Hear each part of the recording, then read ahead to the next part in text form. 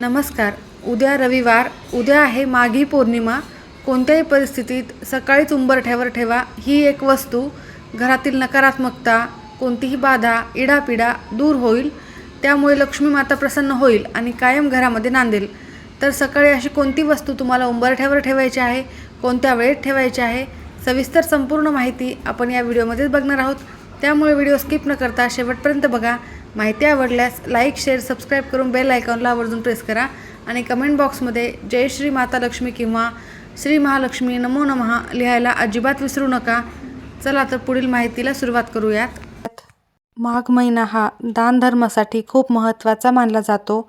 या महिन्यात केलेले दान, स्नान आणि जप तप याचे अक्षय पटीने पुण्यफळ मिळते.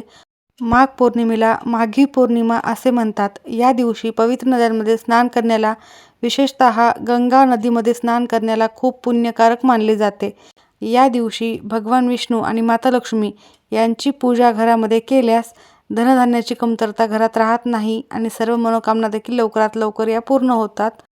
माघ पौर्णिमा हे हिंदू धर्मात विशेष महत्त्वाची तिथी मानली जाते. या दिवशी पवित्र नदीमध्ये स्नान करणे खूप चांगले मानले जाते. जे लोक पौर्णिमेचे व्रत करतात ते चंद्र उगवल्यानंतर चंद्राला अर्घ्य देतात. यावर्षी माघ पौर्णिमा खास आहे कारण या दिवशी रवी पुष्य योग आहे. पौर्णिमेच्या दिवशी योग्य पद्धतीने पूजा केल्यास आणि व्रत केल्यास घरामध्ये सुखसमृद्धी टिकून राहते. तुमच्या घरामध्ये सतत वादविवाद होत असतील, भांडणे तंटा नेहमी असेल, क्षुल्लक कारणावरून घरामध्ये कोणाशी पटत नसेल किंवा मग एखादी नकारात्मक शक्ती तुमच्या घरामध्ये आलेली असेल किंवा तुम्हाला कोणाचा नजरदोष लागलेला असेल किंवा मग शत्रू त्रास असेल. कधीकधी असे लोक असतात जे आपल्या तोंडावर गोड बोलतात आणि माघारी आपल्याविषयी सतत वाईट विचार करतात आणि अशा लोकांची नजर तुम्हाला लागलेली असेल किंवा शत्रू त्रास, कोणताही त्रास असो, आजारपण असो, हे पूर्णतः नष्ट करण्यासाठी उपाय करायचा आहे. पूर्ण नकारात्मकता, सर्व दोष, शत्रू त्रास, अनेक संकटे तुमच्या आयुष्यामध्ये आहेत ते पूर्णतः नष्ट होतील आणि तुमचे प्रगतीचे मार्ग हे मोकळे होणार आहेत. कारण पौर्णिमा तिथी ही माता लक्ष्मीला समर्पित आहे, भगवान विष्णूंना देखील समर्पित आहे. त्यामुळे तुम्ही या दिवशी जी काही पूजा, सेवा, उपासना, मंत्र जप कराल निश्चितच त्याचे तुम्हाला जास्तीत जास्त फळ प्राप्त होणार आहे. या दिवशी स्नानाला आणि दानाला विशेष महत्त्वाचे मानले जाते. म्हणून तुम्ही स्नानानंतर तुम्हाला दान करायचे आहे. यथाशक्ती जे शक्य होईल ते तुम्हाला गरीब गरजू व्यक्तींना दान हे करायचेच आहे. तर माघ महिन्यातील पौर्णिमा तिथी ही 1 फेब्रुवारी रोजी रविवारी सकाळी 5:53 सुरू होणार असून ही तिथी 1 फेब्रुवारीच्या मध्यरात्रीनंतर 3:39 संपणार आहे. शास्त्रानुसार जेव्हा पौर्णिमा तिथी प्रदोष काळात येते तेव्हा त्या दिवशी पौर्णिमेचं व्रत केले जाते. त्यामुळे 1 फेब्रुवारी रोजी माघ पौर्णिमेचं व्रत, स्नान आणि दानाचं पुण्य प्राप्त केले जाईल. विशेष म्हणजे या दिवशी रविवार आहे आणि पुष्य नक्षत्र असल्यामुळे रवी पुष्य योग हा योग शुभ संयोग जुळून आलेला आहे. म्हणून तुम्हाला या दिवशी महत्त्वाचे काही उपाय आवर्जून करायचे आहेत, ज्यामुळे असे शुभ योग आल्यानंतर आणि विशेष तिथी आल्यानंतर त्याचे फळ हे लवकरात लवकर मिळत असते आणि उपाय तुम्ही मनोभावे जर केले तर निश्चितच त्याचे फळ प्राप्त होते. तर उद्या तुम्हाला सगळ्यांनाच हे काम करायचे आहे. तुम्हाला उद्या सकाळी हा उपाय करण्यासाठी लवकर उठायचे आहे. स्नान आणि दान करण्यासाठी सकाळची वेळ खूप चांगली आहे. सकाळी 5:30 ते सकाळी 7:09 शुभ मुहूर्त आहे. या काळामध्ये तुम्ही स्नान आणि दान करणे उत्तम ठरेल.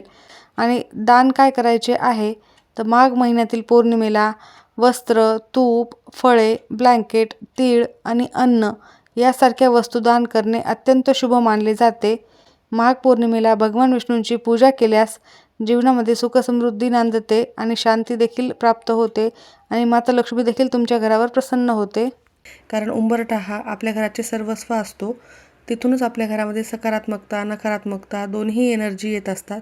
तर सकारात्मकताच घरामध्ये येण्यासाठी आणि माता लक्ष्मी देखील तुमच्या घराकडे आकर्षित होण्यासाठी तुम्हाला उंबरठ्यावर ही एक वस्तू ठेवायची आहे.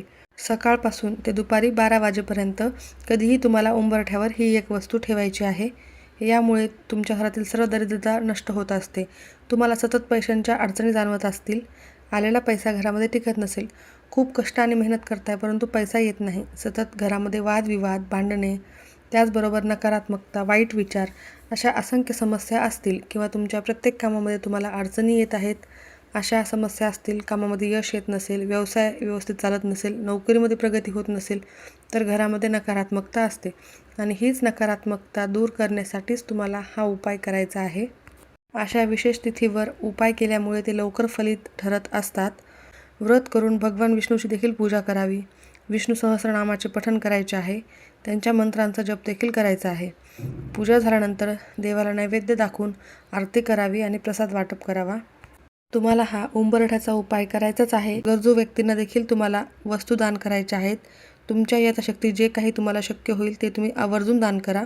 त्यामुळे त्यांच्याही आयुष्यातील अंधार दूर होण्यास मदत होते आणि आपल्याला पुण्यफळ प्राप्त होत असते.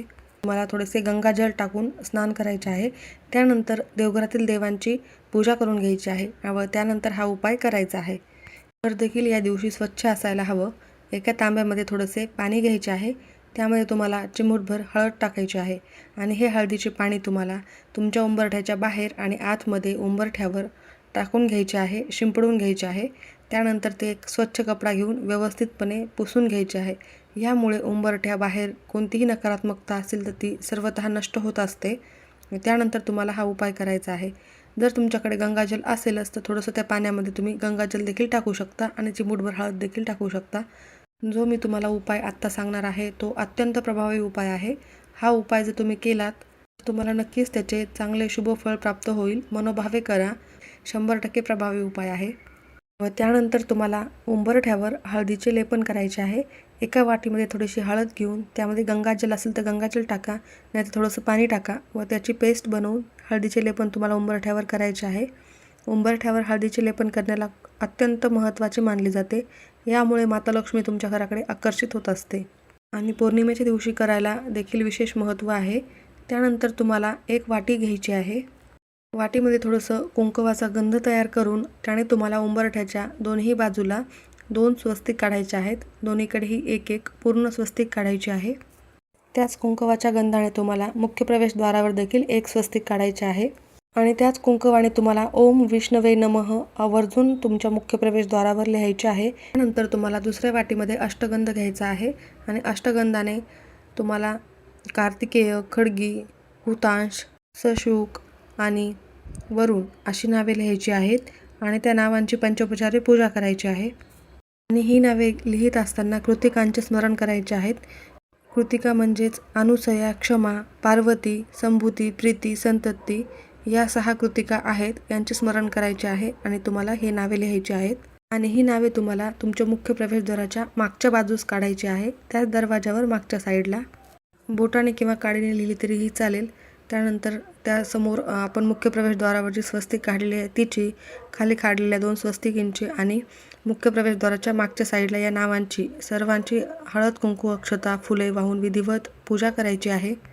त्यानंतर तुम्हाला एक डिश घ्यायची आहे. डिशमध्ये थोडीशी चणा डाळ ठेवायची आहे.